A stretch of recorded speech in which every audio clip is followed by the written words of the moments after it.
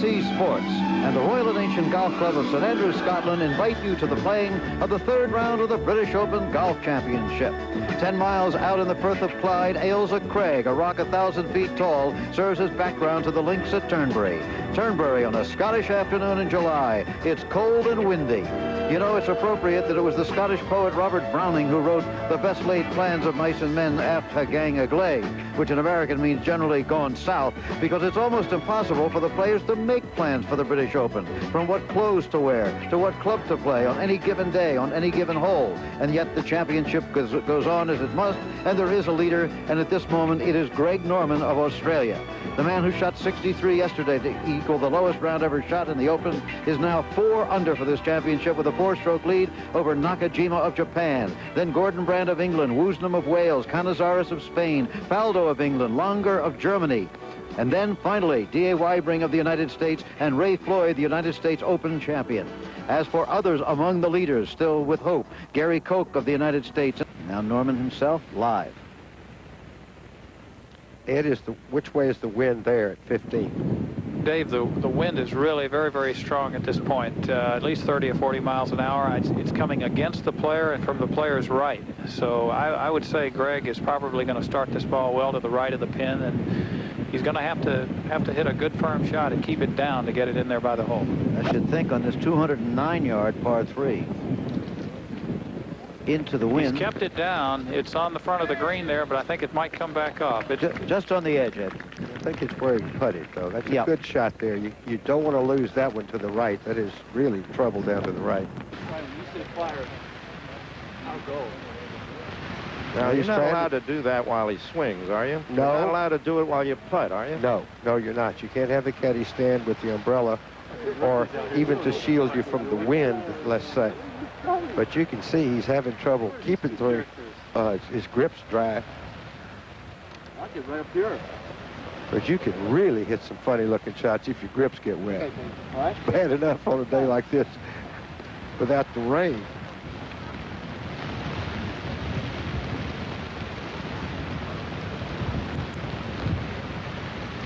I kind of thought he might take an iron, or like a 2-iron or something, and keep it low, but he...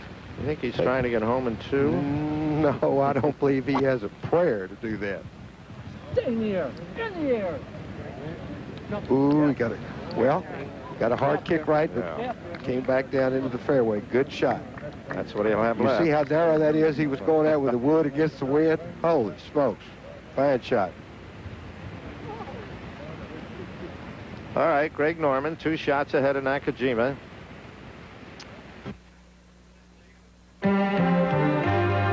They flew in last Monday on the wings of the future, a Concorde full of American golfers on their way to the 115th British Open Golf Championship.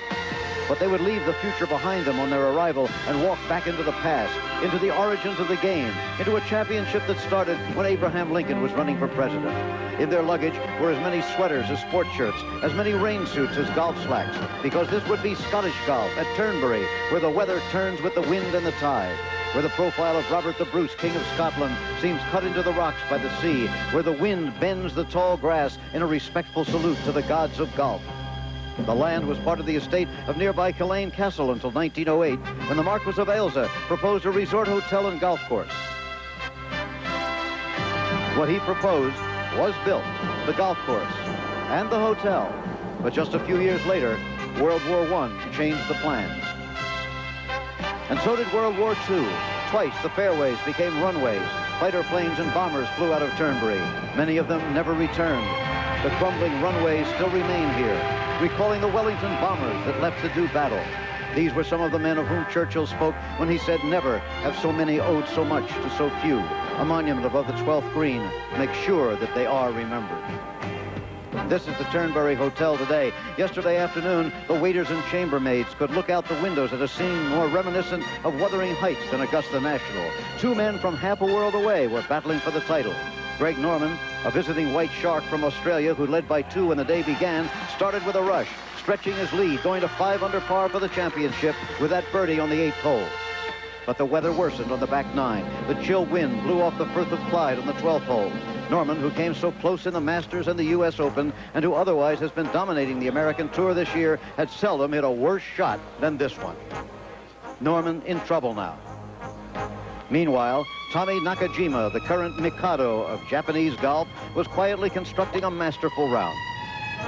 With the wind in his face on the 17th, this was his third wood shot on the par 5 hole. It was a wonderful shot. As Norman's fortunes faded, Nakajima held fast. This was his birdie putt on 17. A birdie bringing him within 2 strokes of Norman.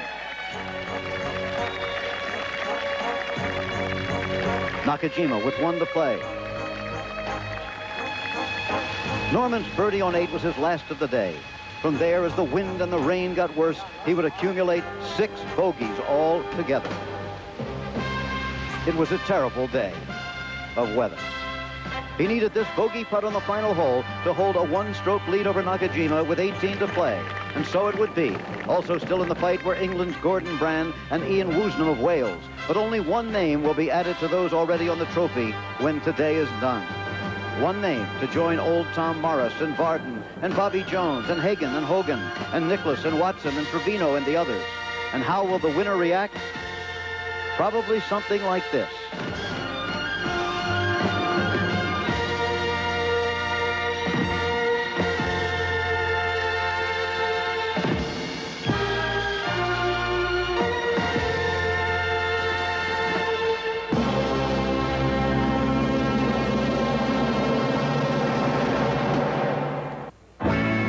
ABC Sports and the Royal and Ancient Golf Club of St Andrews, Scotland invite you to attend the final round of the British Open Golf Championship. And this is the big news, that there are blue skies over Scotland this Sunday afternoon in July. As we come to you live, the driving rain and high winds and cold of yesterday are gone. In their place, we have a very pleasant day, cool by American standards to be sure, but not to the Scots. Over here, it's suntan time. The hotel looking down on the whole scene. It's windsurfer time on the Firth of Clyde, and a day to bring out a great crowd for the final round of the Open. The Ailsa course spreads out below the Turnberry Hotel, and the crowd now prepares for a British Open tradition to welcome every golfer who finishes the 72 holes, regardless of his score. And speaking of scores, here they are. Greg Norman has taken a 5-stroke lead in the British Open over Ian Woosnam and Nakajima, by 7 now over Gordon Brand, and you see the others by 8 over Ballesteros, who shot 64 today, by the way, over Brian Marchbank, Nick Faldo, David Graham, and finally the first American, Gary Koch. As for some of the other leaders, Nick Faldo we have there, Manuel Pinero and Canizares, both of Spain, Christy O'Connor Jr. of Ireland, Andy Bean of the United States, and Fuzzy Zeller, Olazabal of Spain. Sam Torrent is the leading Scot at this moment, and Curtis Strange, who had a 69 today. As for Americans who are not on the leaderboard, as you see, there are precious few of them in this year's British Open. Ben Crenshaw at 14 over. Hubert Green became ill overnight. Nothing serious, but enough to make him withdraw from the championship. John Mahaffey there. Jack Nicklaus had 71 today. We'll be hearing from him later on our broadcast team. Mark O'Meara. Lee Trevino finished at 21 over, a 2-time champion here. Tom Watson, a 5-time champion at 16 over. That's the way they finished the championship. As for the weather, well, he tells us today that it's 65 degrees, which does sound reasonable. The wind out of the south at 5 to 10 miles an hour. The forecast, as you see, for sunny and mild.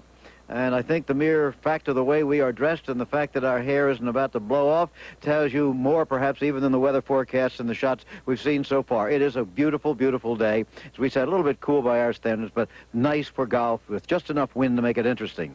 But, you know, they view golf differently over here than we do in the United States. To us, golf is supposed to be fun, not to the Scots. To the Scots, golf is a test of character, and that's what we've had here over the course of 4 days. The first day on Thursday, absolutely awful weather, 45-mile-an-hour winds. Some of the greatest golfers in the world not able to break 80. It was just terrible. They were wearing ski caps out. Really were wearing ski caps on the golf course. The next day, well, things got better, and Greg Norman went out and shot a 63 to equal the single-round record for the British Open. Yesterday, I think the worst weather conditions we've ever seen in any golf championship, where they continued play with the rain and the wind driving the rain horizontally, and the cold on the hands. It was just a terrible day. Today, though, beautiful. Somebody could shoot a good score. So he has to remember that strange things happened on the back nine yesterday, but this is an entirely different weather situation. Yesterday was the end of the world. Today is a beautiful summer day for Scotland. But there, graphically, You see the picture. Norman, 5 over Nakajima. Now, 7 over Longer, Baldo, Woosnam, 8 over Ballesteros, who shot 64 today. Back again at the British Open. Norman by 6 over Longer, Woosnam, and Nakajima. Now, 3-way tie for second place. The German, the Welshman, and the Japanese. And here he is. Norman for a birdie. One reason I'd like to see him make it, I'd like to see someone get into red here at Turnberry. That's right. The tournament.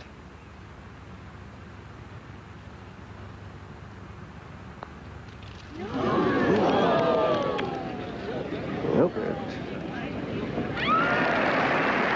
There's Gordon Brand. That's safely in. Terrific round. It's 71 today.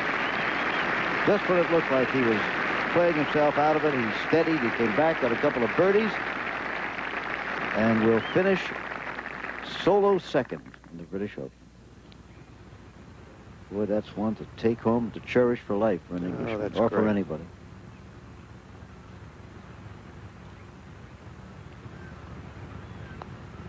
Okay. Down with the par to stay even for the championship, 1 under for the day. Now news Woosnam for his par, and he gets it down. Ian Woosnam of Wales. Woosnam with a round of 72 today, finishing at 6 over for the championship.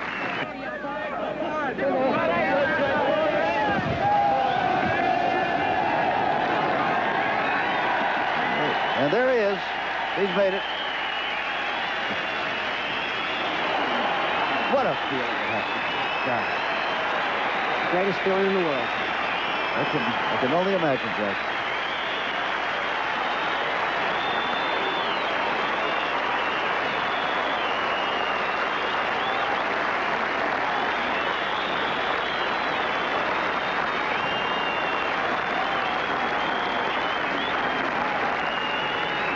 Two putts now for a round of 69, a beautiful closing round for that first major championship at the age of 31. 15 years after he took up the game at the age of 16.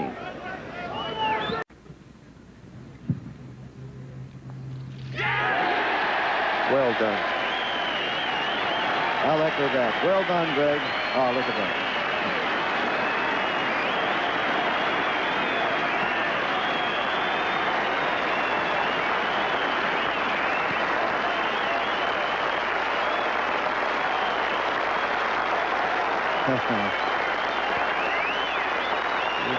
His wife, Laura. We have a little girl. And that applause was echoing out across the Firth of Clyde. A day in the life of Greg Norman. Perhaps the day in the life of Greg Norman to this point. Now it's under the grandstands, back to check the scorecard. And you have to check it carefully and sign it yourself. And there's Jack Nicklaus, first non-fellow competitor to congratulate him. Fellow competitor in the tournament, but not in his match today. Okay, we're going to take a break. Greg Norman has won the British Open. We're going to try to get an interview with him, so stay with us. Running over here. Greg, I think all we can really say is, at last you've done it. Yeah, it really feels great. You know, I played well today. I came out with determination not to let anybody have a chance to win the golf tournament except me, and not to let Turnberry get the better of me. You know, you read a lot in the paper about how difficult the golf course is, and I've even said at the beginning of the week, but I really wanted to break par around here just to show the RNA that they don't set up a golf course so difficult. You've come so close in the US Masters and the US Open. How much of a barrier had this first major title become for you?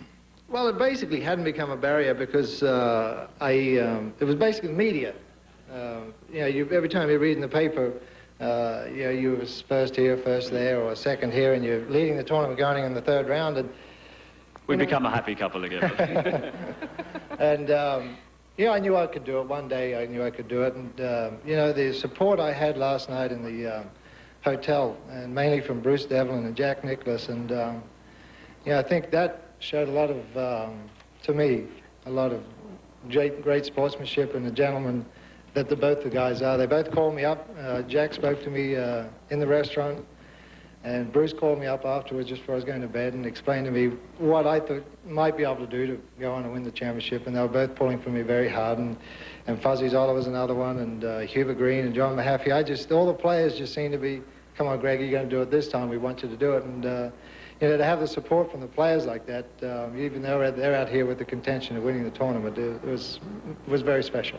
Takes a bit of pressure off both of you, really, doesn't it? Yes, it does. Was it a nerve-wracking night last night, sitting on that one-shot lead? It was more for me than it was for Greg. Sitting on what were you saying?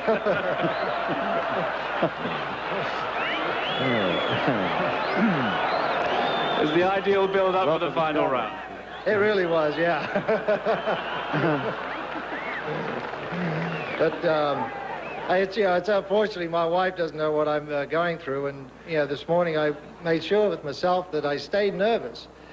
Shinnecock, I was nervous when I woke up and lost it when I got to the golf course this morning. Laura kept saying to me, well, how do you feel today? You feel all right? I said, I feel fine, but I didn't tell her I was nervous because she gets more nervous than I do, but I could control the situation. How important is it to you that the first major title has come here in Britain in front of a British crowd? Well, it's most special because outside of Australia, this was the first place that accepted me as a professional golfer, and everybody out here supported me for 5 years playing the European Tour, and I appreciate it very much. And to win my first Open in front of everybody, especially the gallery up here in Scotland, it's the greatest feeling ever.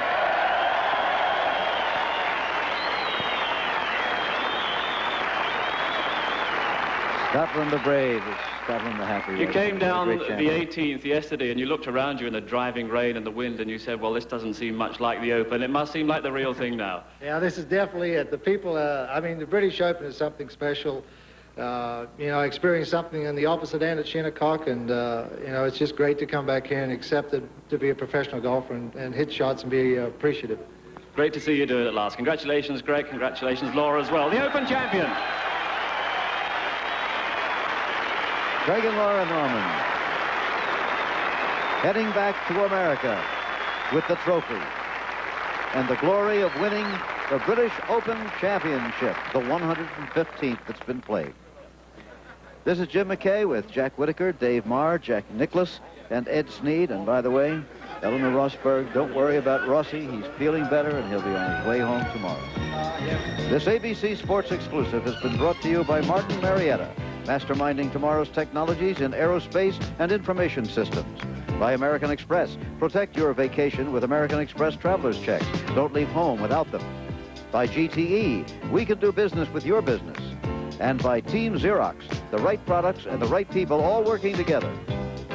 Tomorrow on ABC Sports, Monday Night Baseball action continues as the New York Mets take on the Cincinnati Reds or the San Francisco Giants against St. Louis. Check the local listings for the game in your area, of course. Action begins live at 8 o'clock Eastern Time tomorrow on ABC's Monday Night Baseball. Next Saturday, ABC's Wide World of Sports, heavyweight Mike Tyson taking on Marvis Frazier. Live, except on the West Coast, will not be seen in the Albany area. Also, a look back at the dramatic WBA World Featherweight Championship bout between Barry McGuigan and Stevie Cruz. That action Saturday at 4:30 Eastern and Pacific, 3:30 Central on ABC's Wide World of Sports. Travel arrangements made through and a promotional fee paid by United Airlines. United flies more people to Hawaii than any other airline. Nobody knows Hawaii like United. This has been a presentation of ABC Sports, recognized around the world as the leader in sports television. And once more, the winner of the 115th British Open is Greg Norman of Australia. Congratulations.